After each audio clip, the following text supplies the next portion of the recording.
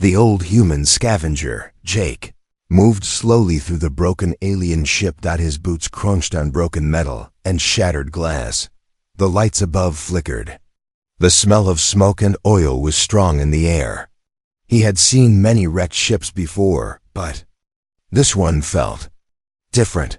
"Just grab the parts and get out," he muttered to himself. Jake walked deeper into the dark hallway. He was on an asteroid, far from any help. No signals, no rescue, no friends, just him. And this empty alien ship. But then he heard something strange. Scratch, scratch, scratch. He stopped. The sound was coming from a small room to his left. The door was half open. Jake pushed it slowly with his hand. Inside was a strange sight. A glass cage sat in the middle of the room. Inside it was a tiny alien girl. She was no bigger than his hand. Her skin was light purple, her hair soft and white like snow. She wore a small torn dress, and her big eyes glowed in the dark like stars. The moment she saw Jake, she screamed. "AHH!" She ran to the corner of the cage and curled into a ball. Her little hands covered her head. Jake raised his hands slowly. "Whoa, hey, I'm not gonna hurt you." But the girl kept crying. Her voice was high and scared. She shouted something in a language he didn't understand. Jake stepped closer to the cage. The girl started shaking. "No! Don't eat me! Don't eat me!" she cried in her own tongue. Jake blinked. "Eat you? What the hell?" Then he noticed something. Her cage had bite marks scratched into the glass, drawn by tiny fingers. Pictures of big creatures with sharp teeth. Humans. Her people had told her stories, scary stories, about how humans eat small aliens like her. Jake looked at the cage. There was a broken ID tag. Specimen, type 77F, for display only. His stomach turned. She was locked here, like a pet, or worse. The girl stared at him, still trembling. Her small mouth moved. Her voice was soft now. "Please, please don't eat me," Jake sighed. "I'm not your enemy, kid." He slowly opened the glass cage. The girl didn't move. She looked frozen, like she thought the moment she stepped out, he would swallow her whole. Jake pulled out a protein bar from his pocket. "Here, food, not poison, just food." He placed it on the floor near her and stepped back. The girl looked at it, confused. She sniffed it. Then, very carefully, she picked it up with her tiny hands and took a bite. Her eyes lit up. She chewed fast and kept eating. Her hunger was real. Jake could see it. She hadn't eaten in days. Maybe longer. When she finished, she looked at Jake again. Still afraid. Still unsure. But she didn't scream this time. Jake took off his jacket and gently laid it near her, like a blanket. "You can stay warm," he said softly. The girl slowly stepped out of the cage. Her legs were weak. She stumbled and almost fell, but Jake didn't move. He didn't want to scare her again. She curled up inside the jacket, looking small and tired. Jake sat on a broken chair across from her and stared at the ceiling. "What happened to you?" he whispered. The ship around them creaked. Sparks fell from a broken wire. The silence grew. Jake pulled out his comlink. "Found something, someone. Not a part, not tech, a living being. Sending rescue beacon now." He paused. "She's just a kid. Looks scared to death." He looked at the tiny alien girl again. She had closed her eyes, but she still shivered. Even in sleep, she was afraid. Jake felt something heavy in his chest. He had seen war, death, betrayal. But this was something else. This was a child who thought he was a monster. He rubbed his face. "Why am I always the one finding the broken ones?" Outside, the stars sparkled coldly in the black sky. But inside that broken ship, something had begun. Something strange, something new. A man with no one, and a tiny alien who thought she was about to be eaten. Neither of them knew it yet, but their journey together had just begun. The ship was quiet. Jake sat in the pilot's seat, staring out at the cold stars. His ship floated gently through space, far from any planet, far from anyone who cared. Behind him, in a small corner of the cabin, the tiny alien girl watched him carefully. She had wrapped herself in a piece of his old shirt like a blanket. Her silver-white hair was messy, and her glowing eyes were wide with fear. She hadn't spoken a single word since they left the wrecked ship. Every time Jake moved even just to scratch his chin, she flinched. Jake sighed and opened a small bag of crackers. He turned and gently placed a few near her. "You must be hungry," he said softly.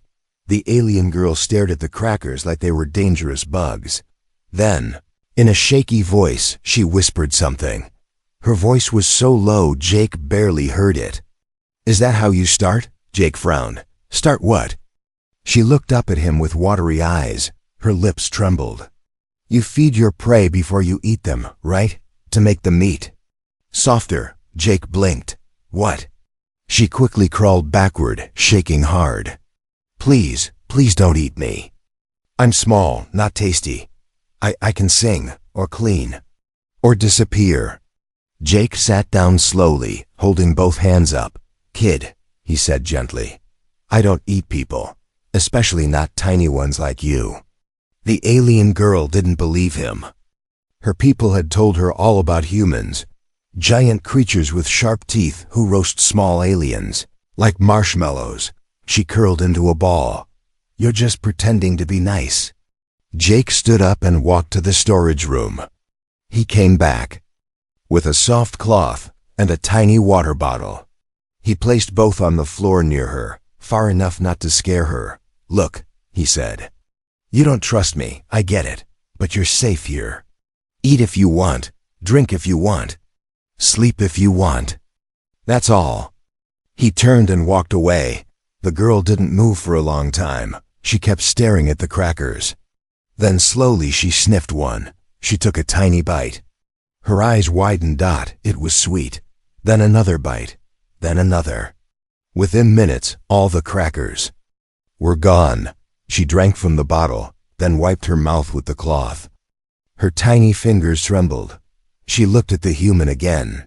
He sat on the floor now, fixing something with a tool. He didn't even glance her way. She crawled a little closer. "Why?" she asked. Jake looked up. "Why what?" She held the empty cracker wrapper in her hand. "Why didn't you eat me?" Jake let out a tired laugh. "You really believe that, huh?" She nodded slowly. "All my life, I was told humans are monsters. That if I ever saw one, I had to scream or hide. Or run." Jake raised an eyebrow. "And if you can't run, then I should scream one last time before I'm gone." Jake's chest hurt hearing that. That's a terrible story." The girl crawled even closer now. "You're not like what they said." "I guess not," Jake said with a shrug. The girl touched his boot with one small finger. She was still shaking, but not from fear this time, from confusion. "My name is Pella," she whispered. Jake smiled for the first time. "Nice to meet you, Pella. I'm Jake."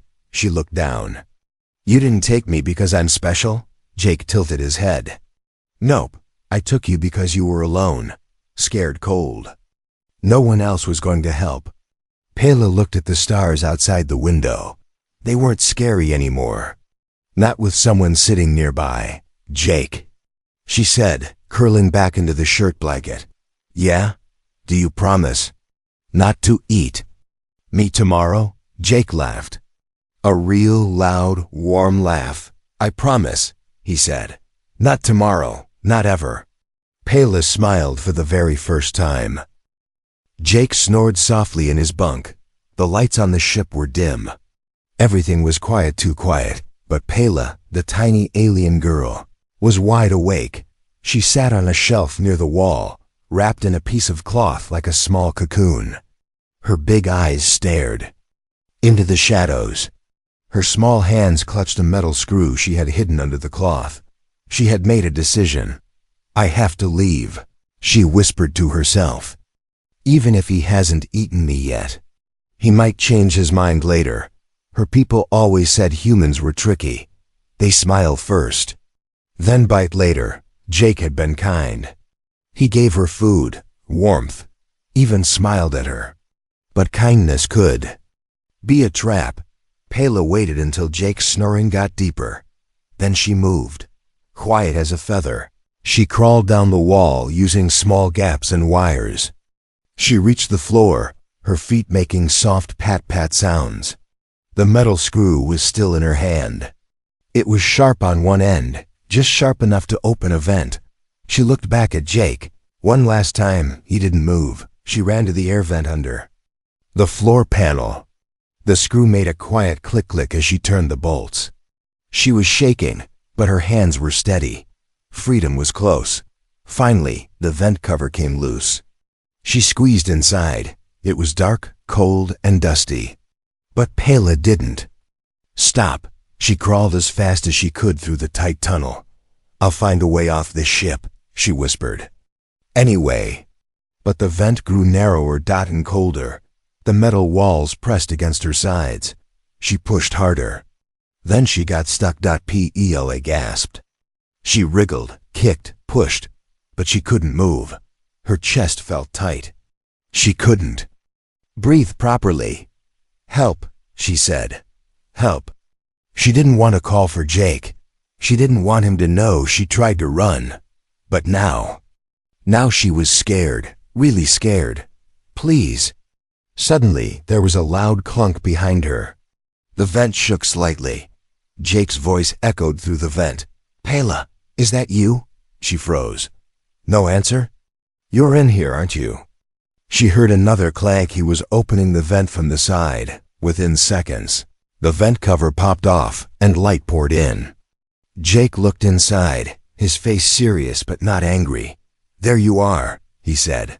Pela looked away, ashamed. "I'm stuck." Jake reached in gently, careful not to squeeze her. "Don't worry.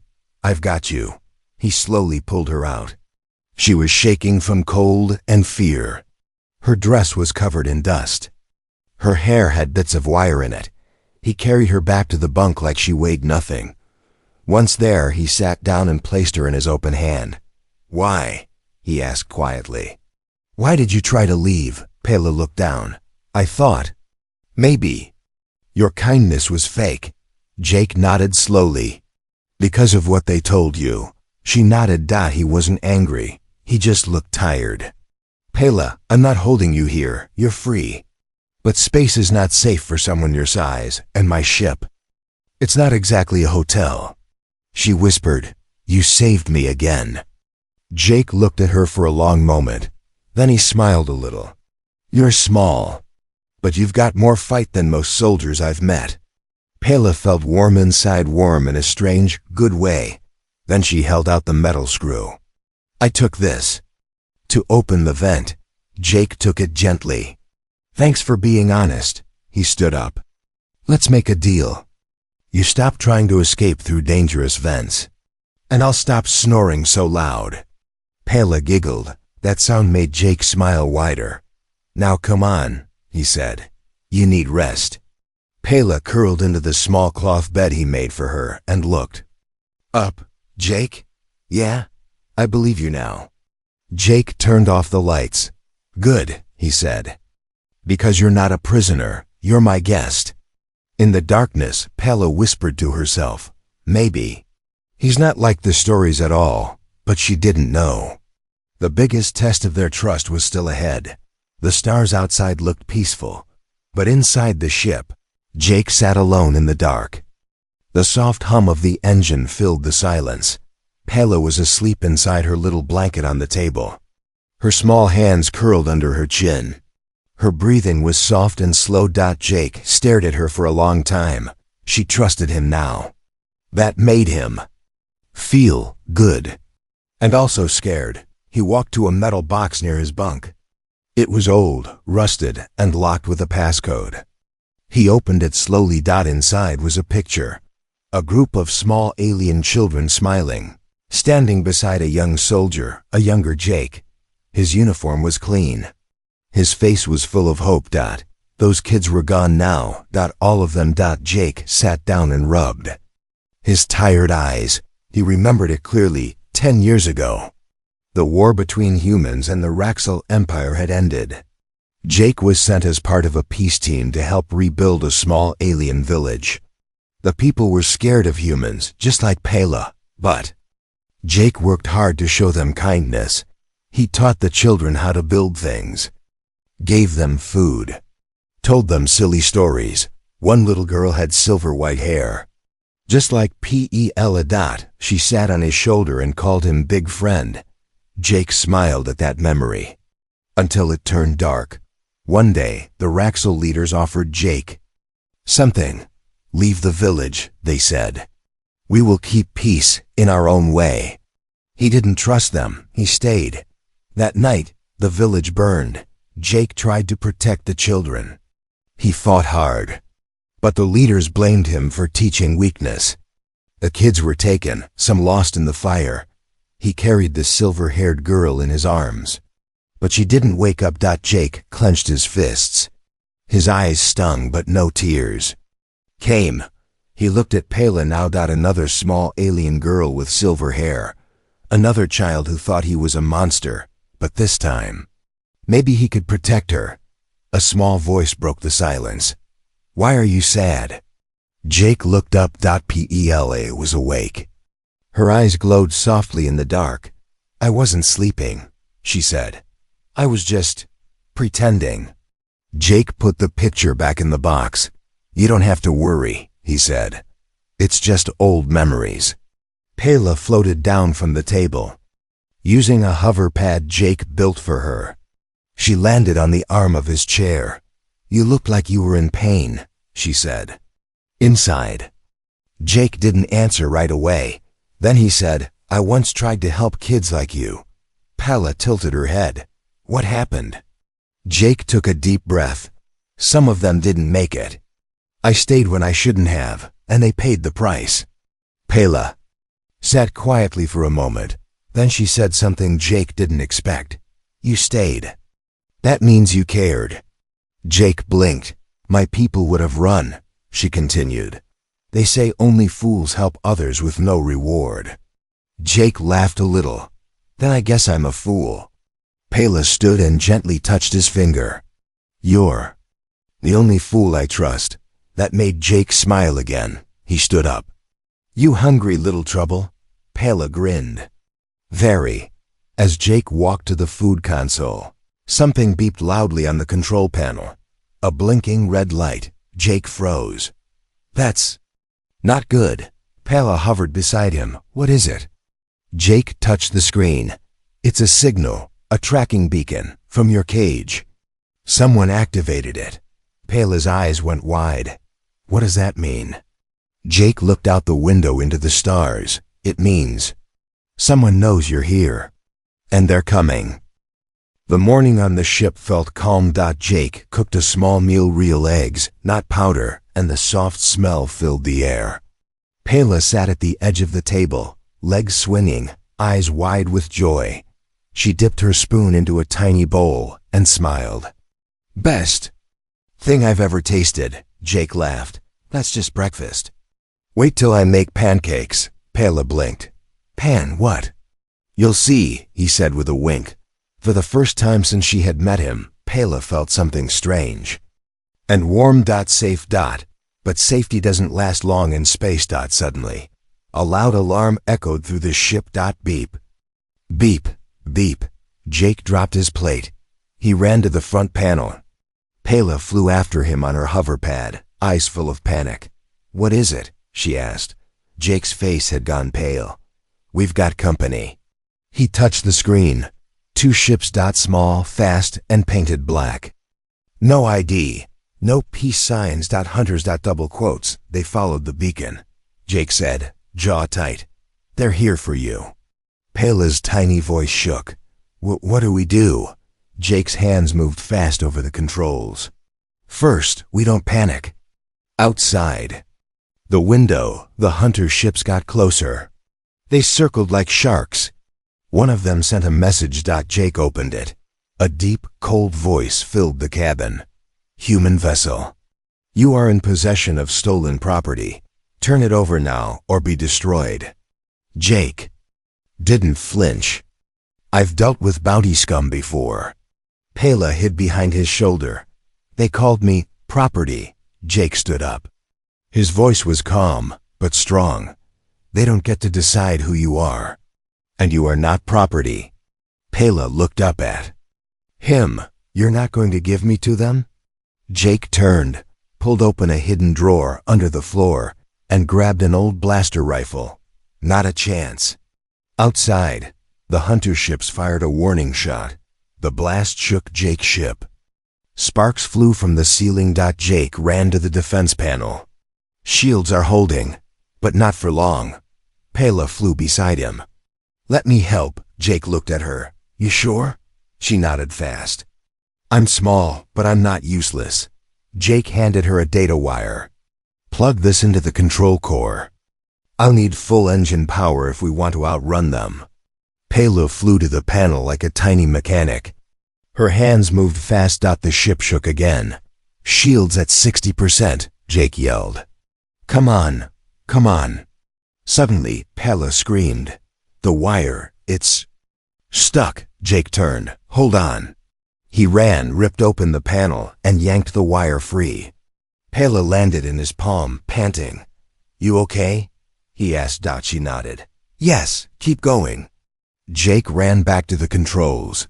Power's back. He shouted. He pulled the throttle. The ship jumped forward, flying through the asteroid field. The hunters chased close behind. One of them fired again. The blast hit the back of the ship. Smoke filled the engine room. Jake coughed. We lost stabilizers. Pela grabbed his thumb. We can't stop here. They'll catch us.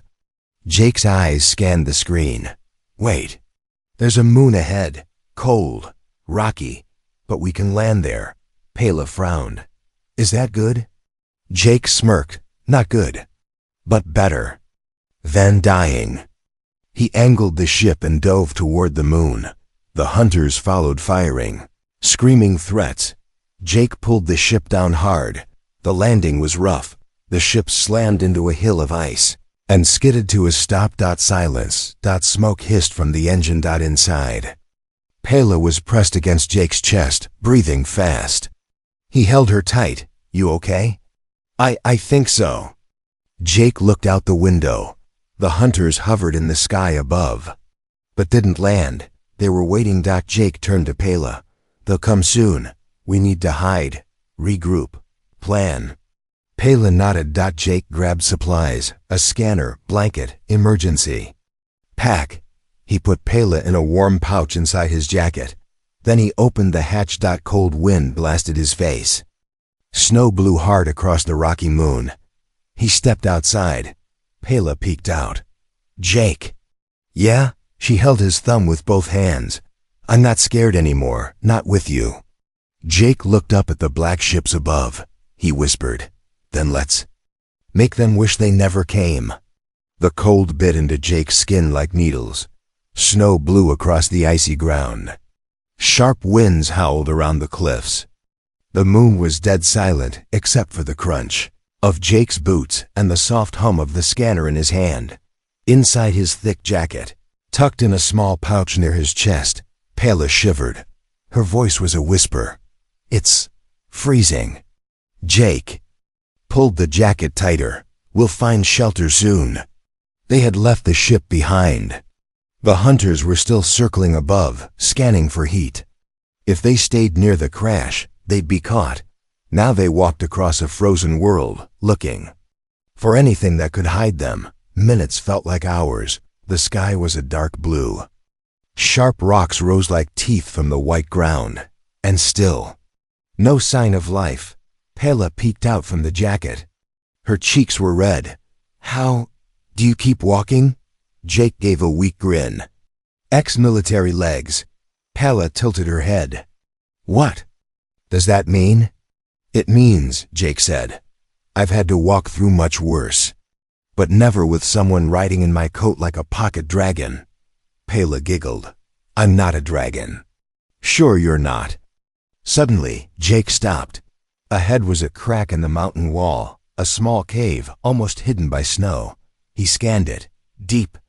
Warm enough to hide. Let's go. Inside, the cave was dark but safe from the wind. Jake lit a heat cube and placed it in the center. Soft orange light filled the space. Pela climbed out of the jacket and stretched. Her wings, tiny, nearly useless ones, fluttered as she stood on a flat rock. Jake handed her half of a protein bar. She nibbled it. Still cold, but smiling. This is better, she whispered. It's quiet here. Jake sat down with a groan. Too quiet. Pela looked at him closely. His hands were shaking. She walked over, small steps echoing. Jake? He didn't answer. She touched his boot. Jake, your face is pale. He looked down. His eyes blinked slowly. I think the crash hurt me more than I thought, he said softly. Might have cracked a rib. Or two, Pela gasped. Why didn't you say something? Jake gave a slow smile. Didn't want to worry my co-pilot. Pela ran to the medkit near his bag. She dragged out the scanner, almost bigger than her, and pushed buttons with both hands. Jake chuckled. You're stronger than you look. I'm stronger than I know, she said. She scanned his chest. The screen showed a red warning, fractured ribs. Jake winced. Well, that explains the sharp pain, Pela frowned. Lie down. Jake obeyed. She climbed up on his jacket like a doctor walking on her giant patient. She tapped parts of the med spray until it released a warm mist over his chest. Jake sighed. That's better. Pela sat on his chest now, looking serious. Why do you always protect me first? She asked. Even when you're hurt? Jake looked up at the rocky ceiling. I've lost people before, he said. Small ones, helpless ones. I didn't protect them in time. He looked at her now. I'm not making that mistake again. Pela was quiet. Then she did something unexpected. She leaned down and hugged his collar, her tiny arms barely reaching across. Jake blinked. What's that for? For trying, she whispered. For still caring, even after you were hurt. He felt something shift inside. Not just the pain in his ribs, something warmer. Unlucky I found you, Pela. Pela smiled. I think I found you first. They both laughed softly. Outside, the wind screamed across the mountains. But in that small cave, with one broken man and one tiny alien girl, there was peace. And something else. A bond stronger than fear. The cave was cold again. The heat cube had burned out hours ago. Outside, the storm raged louder than ever. Snow slammed against the rocks like angry fists. Inside, Pela sat beside Jake. He was barely conscious now. His face had gone pale, his body weak. The crash wounds were worse than they thought. He had kept moving too long, too hard. For her. Pel placed her tiny hand on his cheek. It was cold. Jake, she whispered. His lips moved, but no words came. His eyes opened, just a little. He saw her, but he couldn't speak. Pela's chest tightened. Her heart pounded with fear. She looked outside the cave. She knew what she had to do. Jake had saved her. Again and again. Now it was her turn. Even if she was small, even if she was afraid, even if no one believed in her, she believed in herself. Pela grabbed the emergency beacon from Jake's pack. It was heavy, almost as big as her. But she carried it through the snow with all her strength. She wrapped herself in fabric and used the hover pad Jake made to float down the icy trail. The hunter's ship still hovered above. Scanning. She could feel their search beams in the sky. She flew low, hiding between the rocks, her hands frozen, her face burning from the wind. But she didn't stop. Not now. Not when Jake needed her. She reached the crash site. The ship was half buried in ice. Sparks flickered from the broken hull. The beacon pad was still intact, just barely. She plugged in the distress cord and hit the signal switch. A red light blinked. Distress call sent. Then Footsteps. Heavy. Metal boots. The hunters. They had seen the signal. Pela hid behind a piece of wreckage, holding her breath. Two tall aliens walked past, scanning with glowing visors. One of them growled, "She's still alive. The tracker is moving." "Find her." Pela gritted her teeth. "Not prey," she whispered. "Not anymore." She waited until they passed. Then she flew the long way back to the cave, heart racing. Hands numb. Jake was still alive. Barely. She placed a warm patch on his chest. She whispered stories to him, soft and gentle stories he once told her. "You said pancakes are soft and sweet," she said. "When you wake up, I want to taste them." A beep cut through the air. The rescue signal. At work. A small human patrol ship flew over the ridge, its lights scanning the ice. Pela ran outside and waved with all her might. "Here. Down here." The ship turned. It landed fast, and two humans in suits ran down. One saw her and knelt. "A child?" Pela pointed to the cave. "He's inside, hurt. Please, help him." They followed her quickly. Minutes later, Jake was on a stretcher inside the ship, getting treatment. His eyes opened halfway. He saw her. She smiled. "I saved you," she whispered. Jake blinked slowly, lips forming one word. "Thanks." 2 days later, Jake lay in a clean bed on a space station. His wounds were healing. He felt warm.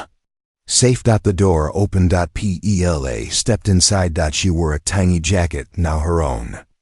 Her hair was brushed, her hands clean. She climbed onto the chair beside him.